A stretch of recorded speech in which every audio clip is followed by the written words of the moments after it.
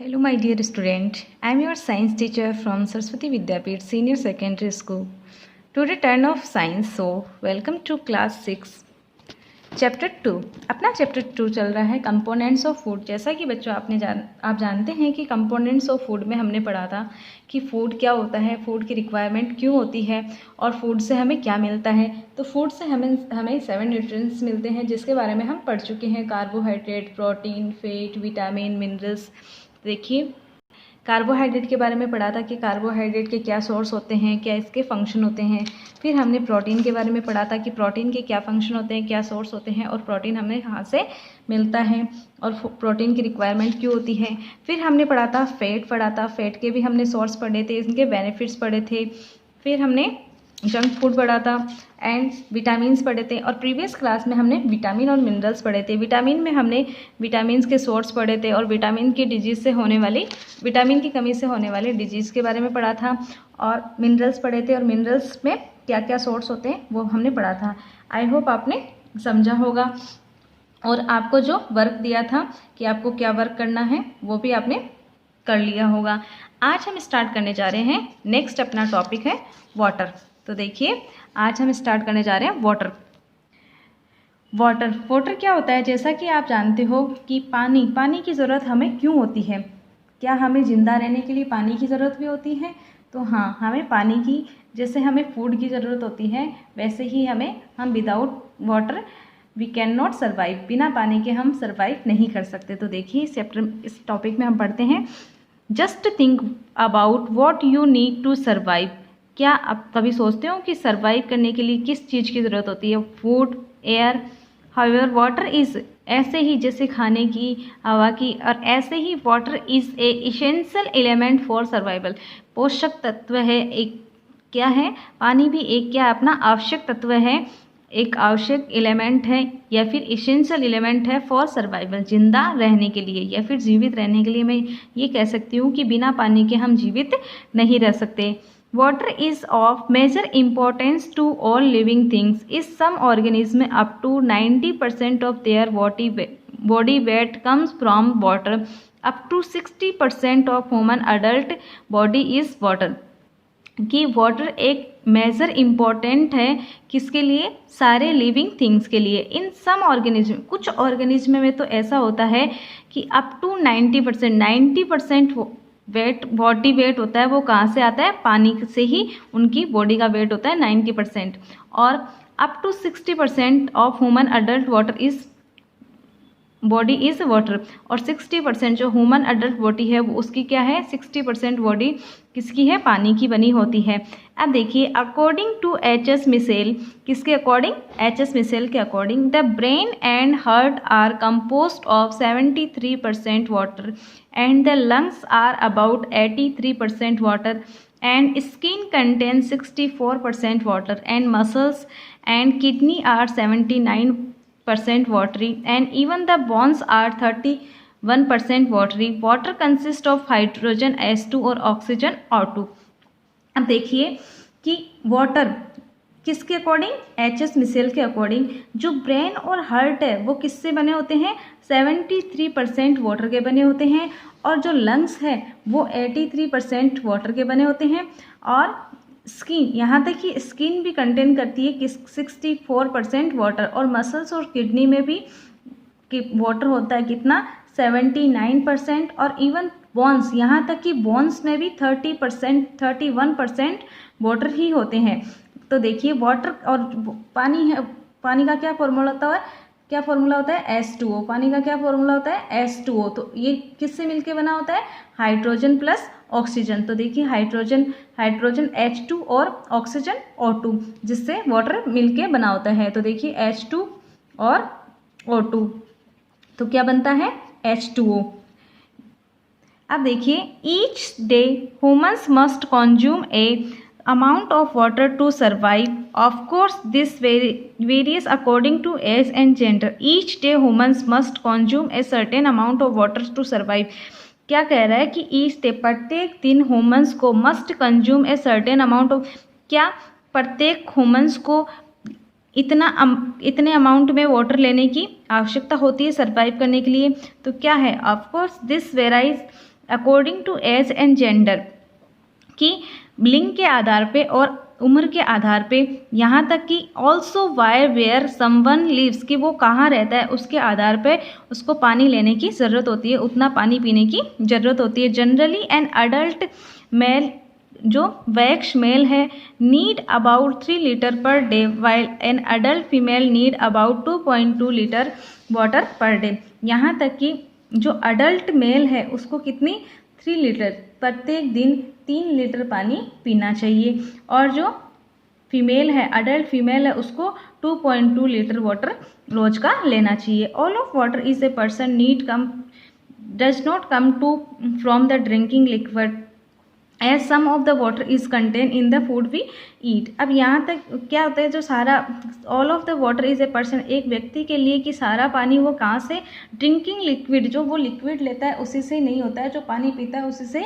नहीं होता है, कि यहाँ तक कि कुछ फूड भी हम ऐसा लेते हैं जिससे भी हम वाटर को कंटेन करते हैं, यानी वाटर हमें मिलता है, कि कुछ फूड हम ऐसा खाते हैं जिसमें पानी अवेलेबल होता है। तो देखिए इसमें क्या कहा है कि वाटर की आवश्यकता क्यों होती है, और वाटर क्या है। वाटर हमें लाइफ के लिए, जीवित रहने के लिए, जिंदा रहने के लिए पानी की ज़रूरत होती है, बिना पानी के हम सर्वाइव नहीं कर सकते। तो और कितना परसेंट किसको पानी, किस में कितना कंटेन होता है, और पानी की रिक्वायरमेंट किस मैन को, अडल्ट मैन को कितनी होती है, और बच्चों में कितनी होती है, और फीमेल में कितनी होती है, सब में अलग अलग होती है, एज के अकॉर्डिंग होती है और जेंडर के अकॉर्डिंग होती है। और यहाँ ये भी होता है कि कौन से एनवायरनमेंट में हम रहते हैं, कितना परसेंट का वहाँ का टेम्परेचर है, टेम्परेचर के आधार पे भी हमें पानी की ज़रूरत होती है। देखिए जैसा कि हम सब जानते हैं कि हम गर्मी के टाइम में हमें ज़्यादा पानी पीते हैं, क्यों, हमें प्यास ज़्यादा लगती है, क्योंकि उस टाइम क्या रहता है, हाई टेम्परेचर रहता है, ज़्यादा टेम्परेचर रहता है, तो ज़्यादा टेम्परेचर रहता है तो हमें गर्मी ज़्यादा लगती है, और गर्मी ज़्यादा लगती है तो प्यास भी ज़्यादा लगती है। क्यों, क्योंकि हमें टेम्परेचर के आधार पे भी पानी की ज़्यादा रिक्वायरमेंट होती है अपनी बॉडी को ज़्यादा। और वैसे ही जैसे लो टेम्परेचर रहता है सर्दी के टाइम में तो हम पानी कम लेते हैं। तो हमें एज के अकॉर्डिंग, जेंडर के अकॉर्डिंग, और कहाँ हम रहते हैं उसके अकॉर्डिंग पानी की रिक्वायरमेंट उसके हिसाब से होती है, और उतने अमाउंट में हमें पानी लेना चाहिए। अब देखिए फंक्शन ऑफ वाटर। अब देखिए फंक्शन ऑफ वाटर, कि वाटर के क्या फंक्शन होते हैं, क्या उसके वर्क होते हैं। A vital nutrients for the life of every cell, it acts first as a building materials, it regulate our internal body temperature by the sweating and the respiration. The carbohydrate and protein that our bodies as a food are metabolism and transported by water is the blood stream. It assists in the flushing waste mainly through urination, act as shock absorber for brain, spinal cord और foetus और lubricants joint. अब देखिए क्या function कह रहा है, क्या क्या फंक्शन होते हैं। एक vital nutrients for a life of every cell, it act first a building material.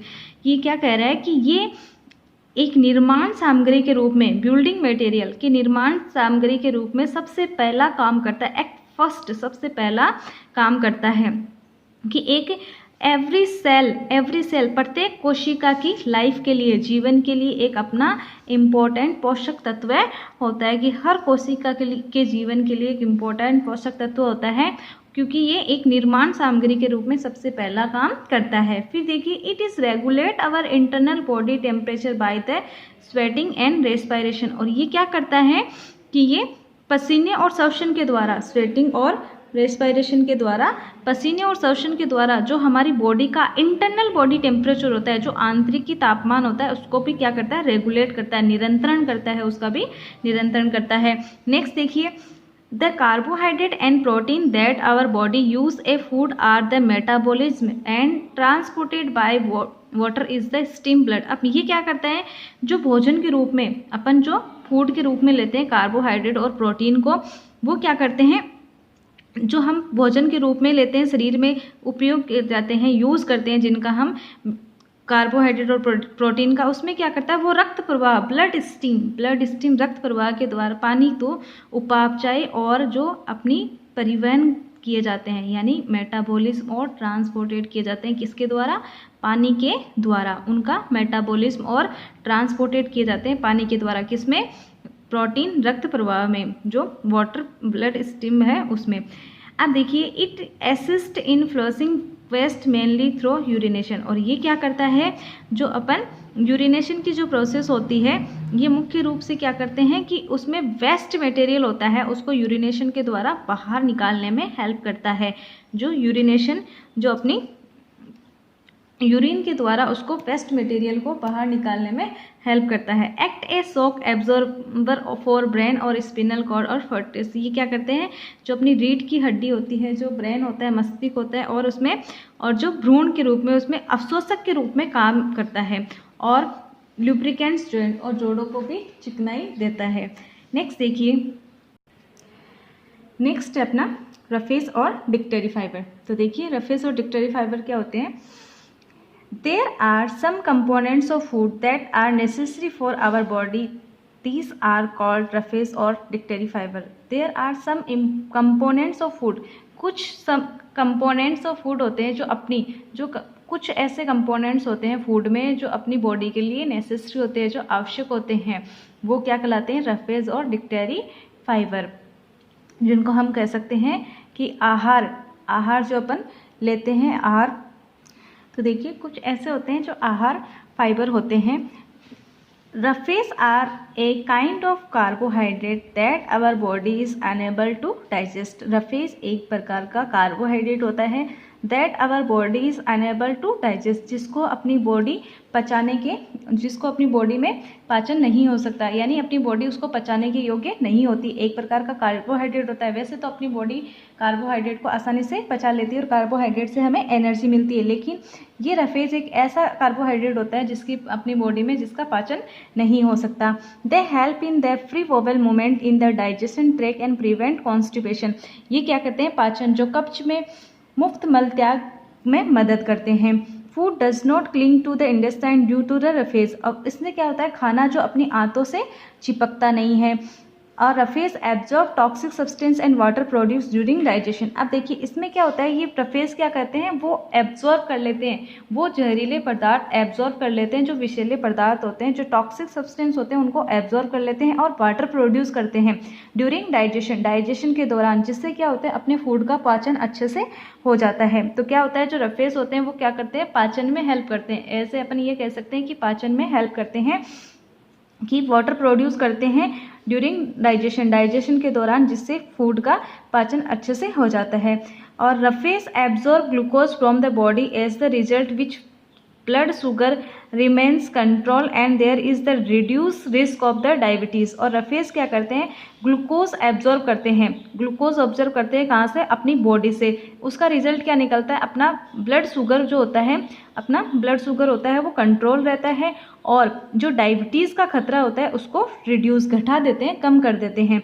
यानी रफेज क्या करते हैं, ग्लूकोज को ऑब्जर्व करते हैं अपनी बॉडी से, और इसका परिणाम क्या होता है, इसका रिजल्ट क्या निकलता है, जो ब्लड शुगर लेवल है उसको कंट्रोल करते हैं, और अपनी बॉडी में जो डायबिटीज़ का खतरा होता है उस खतरे को कम कर देते हैं। तो ये इसका रफेज का है। अब देखिए रफेज के क्या सोर्स होते हैं।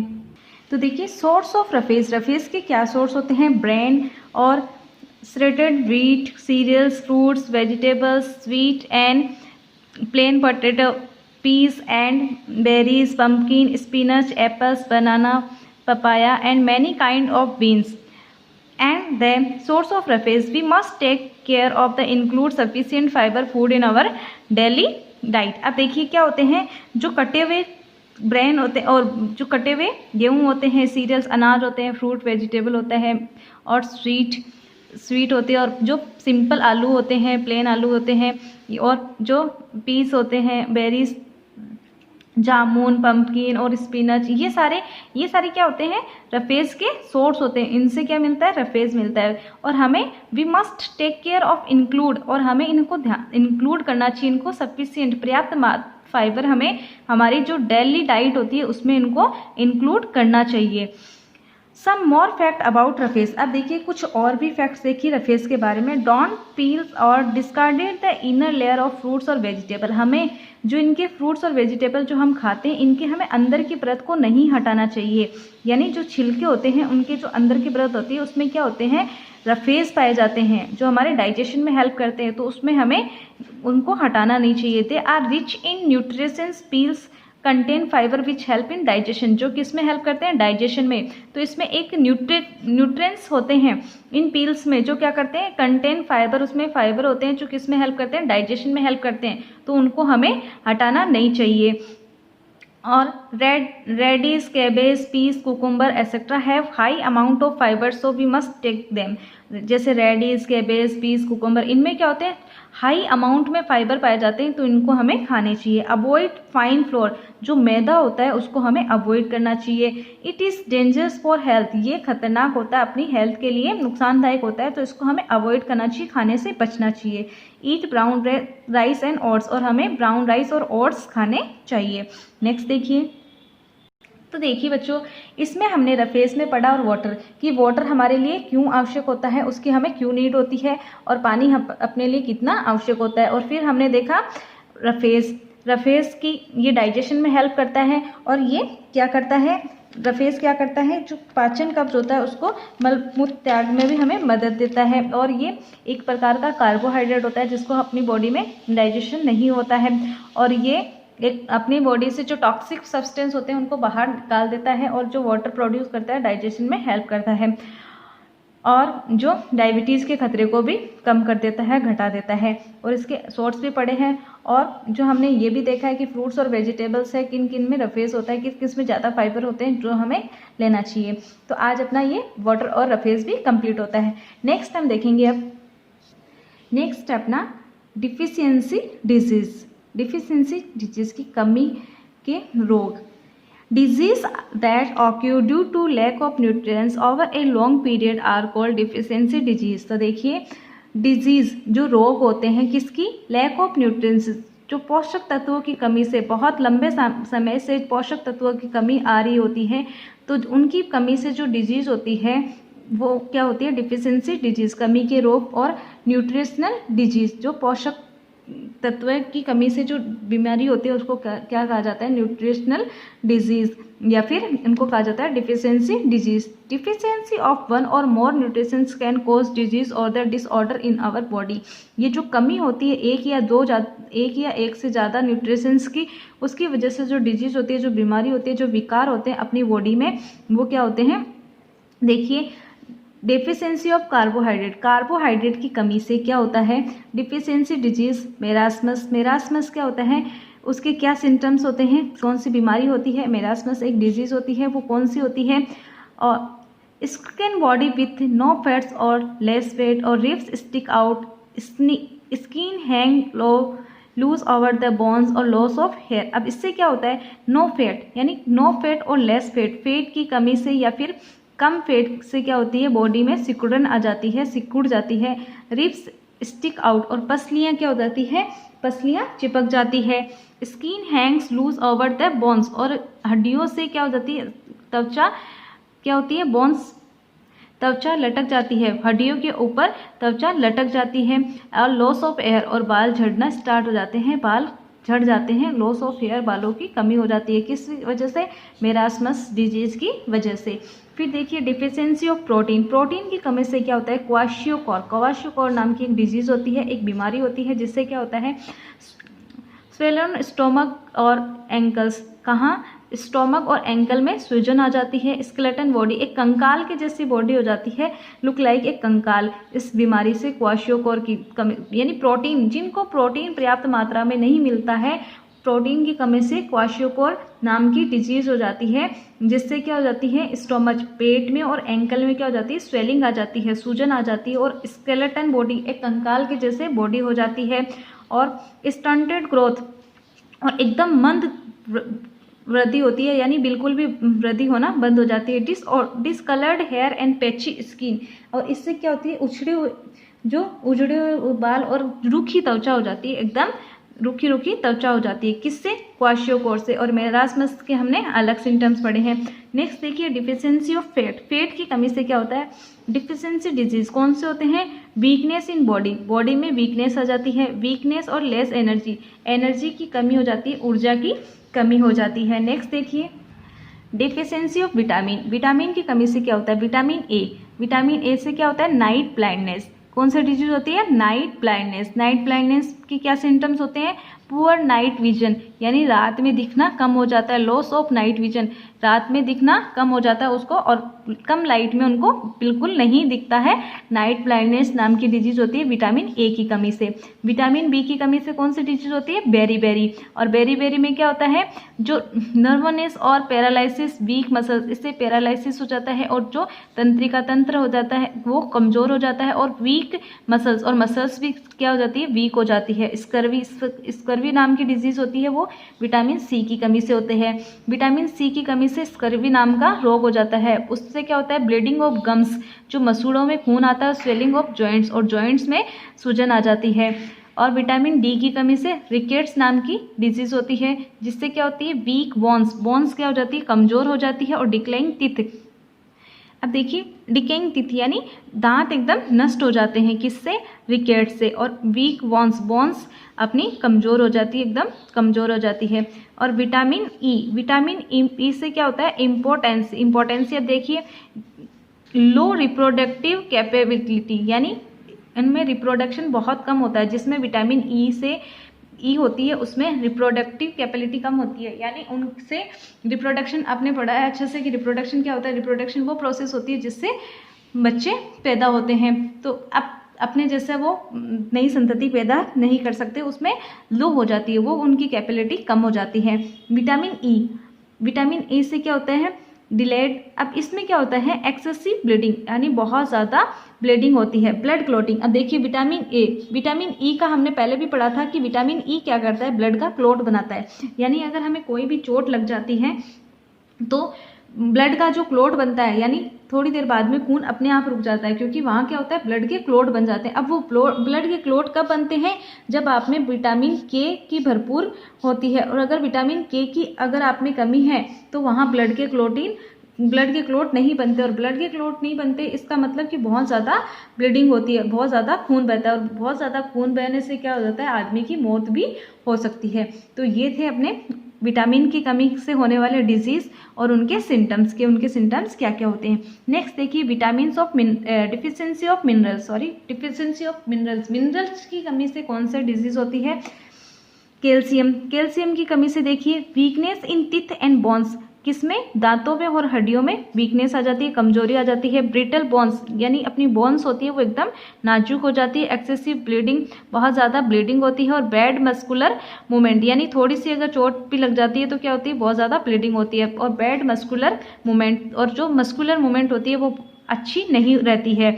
और फॉस्फोरस से क्या होता है? Weakness in teeth and bones, इसमें भी क्या होता है? वीकनेस होती है, किससे? बोन्स और टीथ में। इससे क्या होता है? अपनी जो दांत है और बोन्स है वो बेड अच्छे नहीं रहते, यानी ये मजबूत नहीं रहते हैं, बहुत ज़्यादा कमज़ोर हो जाते हैं। और क्या हो जाते हैं? बहुत ज़्यादा कमज़ोर हो जाते हैं, वीक हो जाते हैं, जिससे अपनी बोन्स और टीथ, अगर बोन्स अपनी हड्डियां कमज़ोर रहेगी तो अपनी हेल्थ क्या सही रह सकती है? बिल्कुल नहीं। अगर हड्डियों में ही मजबूती नहीं है तो अपना शरीर फिट नहीं रह सकता। आयरन की कमी से कौन सा डिजीज होता है? एनीमिया। अब एनीमिया से जैसा कि हम जानते हैं lack of red blood cells, इसमें रेड ब्लड सेल्स जो लाल रक्त रुधिर कोशिकाएं हैं उनमें कमी आ जाती है और वीकनेस आ जाती है। और टाइटनेस, यानी बहुत ज़्यादा वीकनेस आ जाती है, कमजोरी आ जाती है और टाइटनेस, थकान सी महसूस होती है, जिसमें एनीमिया की कमी होती है, जिसमें एनीमिया नाम की डिजीज होती है। आयरन की कमी से जो होने वाली एनीमिया है, डिजीज है, अगर वो होता है तो बहुत ज़्यादा वीकनेस रहती है, टाइटनेस रहती है, थका सा रहता है और उसमें रेड ब्लड सेल्स की कमी होती है। आयोडीन से हम सब जानते हैं कि गॉयट्री नाम की डिजीज होती है, जिससे क्या होता है? स्वेलिंग ऑफ थायराइड ग्लैंड में स्वेलिंग आ जाती है, सूजन आ जाती है। कॉपर से क्या होता है? लो एपेटाइट्स, भूख की कमी हो जाती है। और लो एपेटाइटिस और रिटार्डेड ग्रोथ, यानी ग्रोथ एकदम मंद गति से वृद्धि होती है, उसकी गति रुक जाती है, एकदम मंद वृद्धि होती है उसमें। अब देखिए प्रोटेक्टिव फूड कौन से होते हैं? विटामिन और मिनरल्स, जिसमें हमने देखा कि इसमें इनसे होने वाले डिजीज विटामिन ए से, विटामिन बी से, विटामिन सी से और विटामिन डी से। विटामिन ए का poor vision, night blindness, vitamin B का बेरीबेरी, विटामिन सी का स्कर्वी और विटामिन डी से रिकेट्स। फिर कैल्शियम से बोन और टीथ डिक्ले, यानी नष्ट हो जाते हैं अपने बोन और टीथ, हड्डियां और दांत कमजोर हो जाते हैं और नष्ट हो जाते हैं। आयोडीन से गॉयट्री और आयरन से एनीमिया। ये क्या है? अपने प्रोटेक्टिव फूड है। विटामिन्स और मिनरल्स को प्रोटेक्टिव फूड में रखा गया है। तो देखिए बच्चों, आज हमने अपने वाटर और रफेज पढ़े थे, उसके बाद हमने डिफिशियंसी डिजीज़ पढ़ी थी। अब डिफिशियंसी डिजीज़ क्या है, एक बार फिर से देखिए। डिफिशियंसी डिजीज़ क्या होती है, जिनकी कमी से जो रोग होते हैं, जैसे अपने न्यूट्रिएंट्स अपन लेते हैं, कार्बोहाइड्रेट, फैट, प्रोटीन, विटामिन, जो अपन ये न्यूट्रिएंट्स लेते हैं, इनकी कमी से जो डिजीज़ होती हैं उनको डिफिशियंसी डिजीज़ कहा जाती है, कमी के रोग कहा जाते हैं। अब किसकी कमी से, जो कार्बोहाइड्रेट की कमी से होने वाला रोग है मेरास्मस, और प्रोटीन की कमी से होने वाला है क्वाशियोकोर। तो इनके सिम्टम्स दिए हुए हैं कि क्या क्या इनके सिम्टम्स होते हैं। फिर फैट की कमी से होने वाले डिजीज़, और फिर विटामिन की कमी से, और फिर मिनरल्स की कमी से। तो देखिए, इनकी कमी से अगर ये पोषक तत्व हमने पर्याप्त मात्रा में नहीं लिए तो इनकी कमी से जो बीमारियां होती हैं, जो डिजीज़ होती हैं, उनसे हमें लॉस होता है। अब देखिए बच्चों, आज का आपका वर्क क्या रहेगा, आपको ये डिफिशियंसी डिजीज़ के बारे में राइट करना है कि कार्बोहाइड्रेट की कमी से कौन सा डिजीज़ होता है और उसके क्या सिम्टम्स होते हैं, और प्रोटीन की कमी से कौन सा डिजीज़ होता है और उसके क्या सिम्टम्स होते हैं, और फैट की कमी से कौन सी डिजीज़ होती है और उनके क्या सिम्टम्स होते हैं। फिर हमने विटामिन्स का देखा है, विटामिन्स की कमी से कौन सी डिजीज़ होती है और उनके क्या सिम्टम्स होते हैं, और मिनरल्स की कमी से क्या होता है और उसके क्या सिम्टम्स होते हैं। ये आज आपको अपनी नोटबुक में राइट करना है और लर्न करना है, और इनको केयरफुली लर्न करना है ताकि आपको पता रहे कि कौन से विटामिन की कमी से कौन सी डिजीज़ होती है, कौन से प्रोटीन की कमी से कौन सी डिजीज़ होती है। ये आपको अपनी नोटबुक में राइट करने हैं और लर्न करने हैं। आई होप आपको ये चैप्टर समझ आ रहा होगा, और आगे का टॉपिक हम आगे की क्लास में करेंगे। यहाँ तक का वर्क आज आप कंप्लीट करेंगे कि ये डिफिशियंसी डिजीज़ आज आप कंप्लीट करेंगे और लर्न करेंगे और राइट करेंगे। I hope you understand and you like this wonderful video. Have a great day. Thank you so much.